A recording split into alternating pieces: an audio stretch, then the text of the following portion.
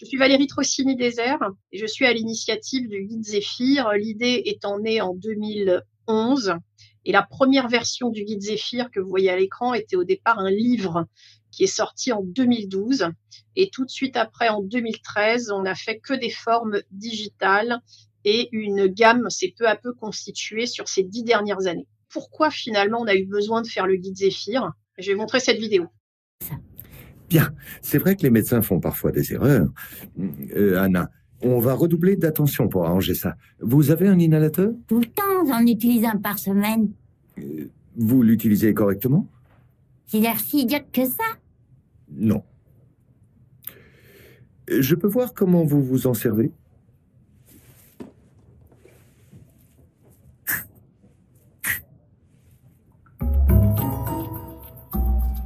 Connard!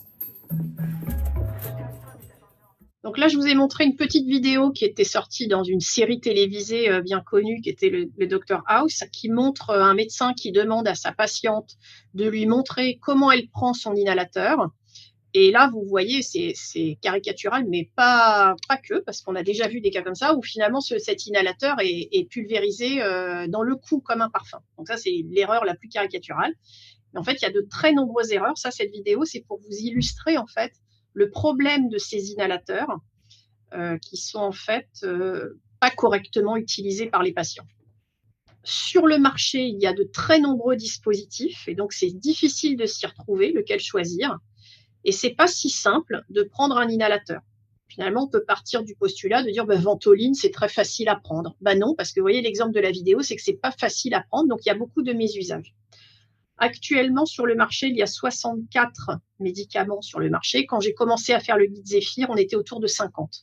Donc, tous les ans, il y a des nouveaux inhalateurs qui sortent. Donc, il y en a beaucoup.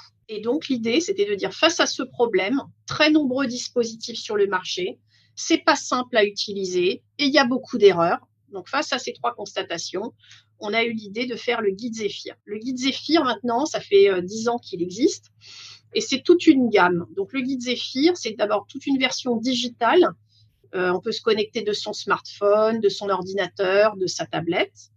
Et on a fait aussi des classeurs avec des étiquettes, des pockets et des disques.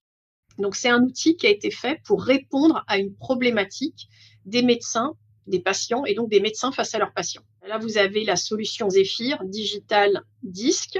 Le marché des inhalateurs, donc ça s'appelle des inhalateurs prêts à l'emploi, c'est-à-dire que le patient va à la pharmacie, il ouvre sa boîte et il retrouve un petit inhalateur que vous voyez illustré là. Le marché est très vaste. Pourquoi? Parce qu'il y a 16 familles différentes. Ils ne sont pas tous en spray. Vous avez plusieurs familles. Il y a 3 grandes familles et il y a des sous-familles. Il y a plusieurs molécules. Dans les dispositifs, il y a plusieurs classes pharmacologiques, c'est-à-dire la molécule active qui peut aller de 1 principe actif à 3 produits actifs mélangés. Donc ça, c'est ce qu'il y a sur le marché, c'est très vaste. Et à côté de ça, il y a les patients et les patients concernés par ces inhalateurs. Donc les patients à qui on va prescrire ce type d'inhalateur, c'est tous les patients asthmatiques, tous les patients BPCO. L'asthme et la BPCO, c'est une maladie très fréquente, ça concerne 9 millions de patients en France.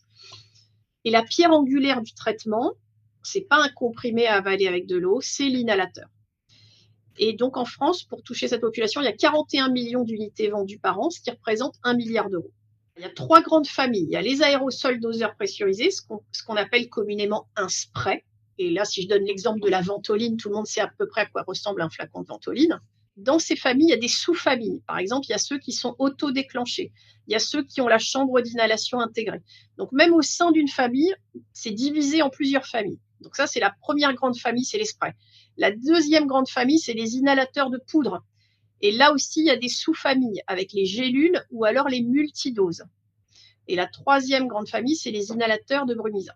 Marché très vaste, des dispositifs très différents avec donc des utilisations différentes. Donc, vous voyez, quand je dis ça, des familles différentes, des sous-familles, il n'y a pas un mode d'emploi pour les 64. Chacun a son mode d'emploi. Et la constatation est toujours la même, c'est qu'il y a à peu près 40% des gens qui font une erreur critique lorsqu'ils inhalent dans le dispositif. L'erreur critique, ça veut dire quoi?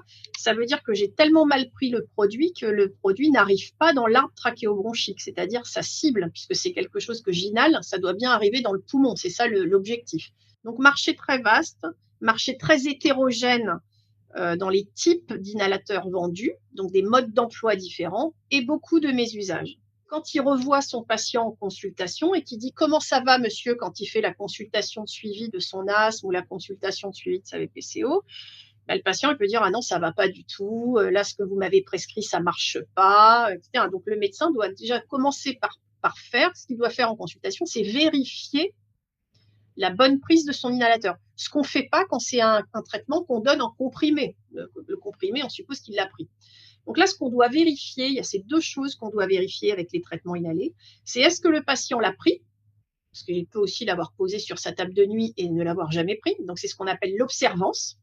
Est-ce que le patient le prend matin et soir, comme je l'ai prescrit, ou 2 fois matin et soir, comme je l'ai prescrit, ou bien, et aussi, ce que je dois vérifier en plus, c'est comment il le prend. C'est-à-dire qu'il peut me dire « Ah oui, moi je le prends bien le matin, je le prends bien le soir comme vous me l'avez prescrit, mais il faut que je contrôle sa prise. » Pourquoi ? Parce que quand je vais contrôler sa prise, je vais peut-être voir qu'en fait, il actionne pas bien, il n'a pas enlevé le bouchon, il n'a pas inspiré au bon moment, etc. Donc finalement, il pense qu'il l'a pris, mais il l'a pris, mais mal. Donc au final, il n'y a pas de produit actif qui est arrivé.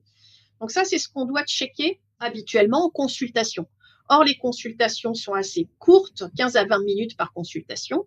Et donc, on est pris par l'histoire du patient, ce qui s'est passé, ses antécédents. On n'a pas toujours le temps de le faire. Et en fait, c'est un vrai écueil. Quand je dis 40% de mes usages, on ne peut pas pallier à ça dans des simples consultations parce que ça va trop vite. Donc, c'est pas toujours contrôlé, quasiment pas, ou pas de façon régulière. Et donc, c'est comme ça qu'est né le guide Zéphyr, d'essayer de créer un outil pour aider le médecin à faire en sorte que son patient prenne correctement l'inhalateur. L'idée principale, en fait, de Zéphyr, c'était de faire des vidéos parce que expliquer à un patient comment prendre un inhalateur, comme c'est quelque chose de manuel, c'est quand même mieux de lui montrer. Et en consultation, ce qu'il faut savoir, c'est qu'on n'a pas les 64 médicaments vendus sur le marché dans nos tiroirs, en fait. Et on n'a pas les placebos, on a quelques placebos, mais on n'a pas tous les placebos. Donc, c'est très compliqué en consultation de dire « Tenez, je vais prendre le faux inhalateur et je vais vous le montrer. » Parce que souvent, on n'est pas équipé du tout de ça. Donc, on a pensé que faire des vidéos éducatives, c'était quand même plus didactique. Surtout que le patient, en vrai, il se retrouve avec sa boîte et son inhalateur avec une notice qui fait, je sais pas, du papier cigarette écrit en Arial 8. Et donc, c'est pas du tout explicite de dire à quelqu'un comment prendre quelque chose avec des gestes qui s'enchaînent avec une notice écrite sur papier tout petit. Donc, on a pensé à faire ces vidéos. C'est comme ça qu'est né le guide Zéphyr Digital. On a recensé tous les médicaments qui existent sur le marché et on le met à jour tous les ans s'il y en a des nouveaux qui sortent. Et on fait une vidéo éducative, c'est-à-dire qu'on a un sujet. En général, c'est des étudiants en médecine qui font ça. Et on leur dit, voilà, on va découper en étapes pour être bien clair. Premièrement, ouvrez le bouchon. Deuxièmement, expirez. Troisièmement, mettez-le dans la bouche. Quatrièmement, inspirez, etc. Donc, on découpe ça en vidéo didactique pour que le patient puisse déjà bien voir comment faire et après se lancer dans la prise. Ça peut aussi aider le docteur directement en consultation, c'est-à-dire il montre ça sur son ordinateur, donc il peut montrer quelque chose. Et pour aller plus loin, on a fait des petites étiquettes QR code que le médecin peut avoir à sa disposition avec plusieurs supports, comme par exemple les classeurs d'étiquettes. Il a pour chaque produit des étiquettes. Je pense qu'il y a certaines années où vous aviez diffusé le classeur d'étiquettes.